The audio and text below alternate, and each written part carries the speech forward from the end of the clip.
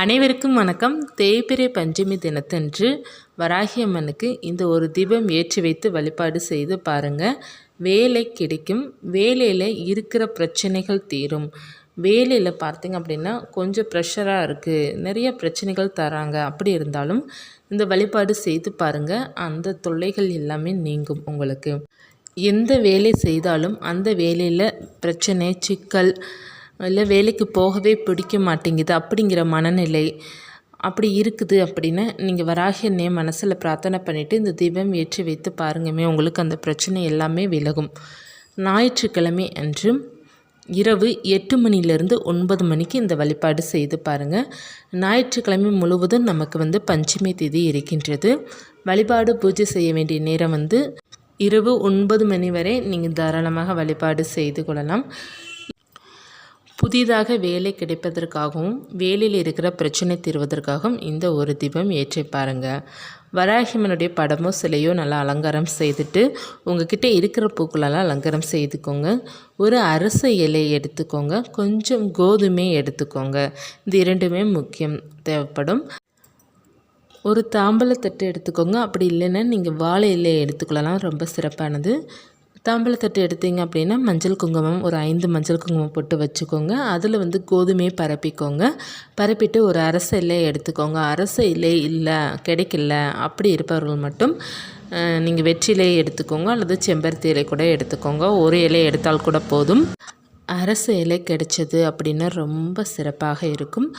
அந்த இலை எடுத்து அதில் மஞ்சள் குங்குமம் போட்டு வச்சுக்கோங்க. வைத்துட்டு அந்த தாம்பலத்தட்டில் கோதுமை, அதற்கு மேலே ஒரு இலையை வைத்து ஒரே ஒரு அகல் விளக்கு ஏற்றி வைத்தால் போதும். 5 அகல் விளக்கு ஏற்றணும் விருப்பம் இருந்தால் ஏற்றிக்கோங்க. அப்படி இல்லைன்னா ஒரே ஒரு அகல் விளக்கு மட்டும் ஏற்றினால் போதும்.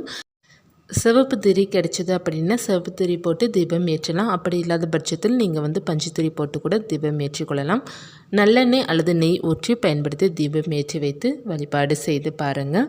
நெய்வேத்தியமாக கோதுமையில் நீங்கள் உங்களால் என்ன முடியுதோ அதை நெய்வேத்தியமாக பண்ணிக்கிடலாம். அப்படி இல்லைன்னா பால் பழங்கள் நீங்கள் எடுத்துக்கொள்ளலாம்.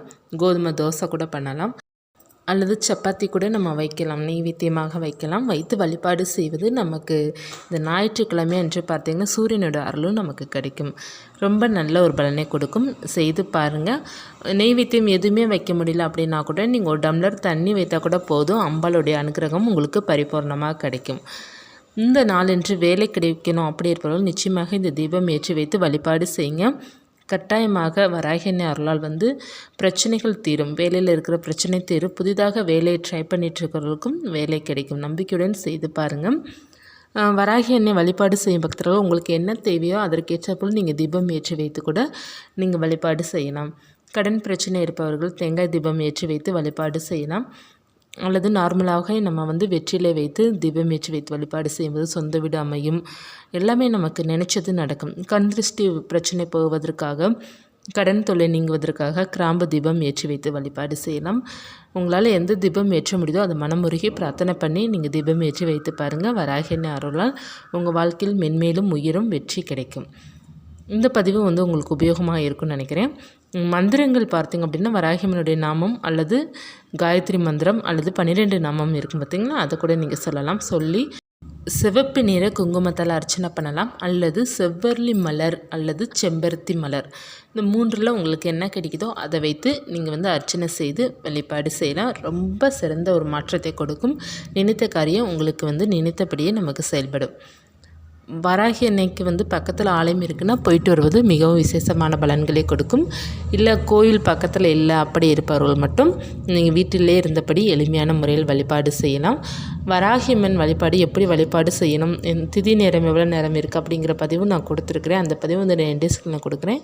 பார்க்காதவங்க பார்த்துக்கோங்க. இந்த பதிவு உபயோகமாக இருந்துச்சுன்னா லைக் பண்ணுங்கள். இது போன்ற ஆன்மீக தகவல் வராகின் பற்றிய தகவல் தெரிந்துக்கொள்ளனா சேனலை சப்ஸ்கிரைப் பண்ணி வச்சுக்கோங்க. கோதுமை அந்த தானியத்தை நம்ம என்ன செய்ய வேண்டும் அப்படின்னா பறவைகளுக்கு தானமாக கொடுத்துருங்க. மீண்டும் ஒரு தகவலை சந்திக்கிறேன்.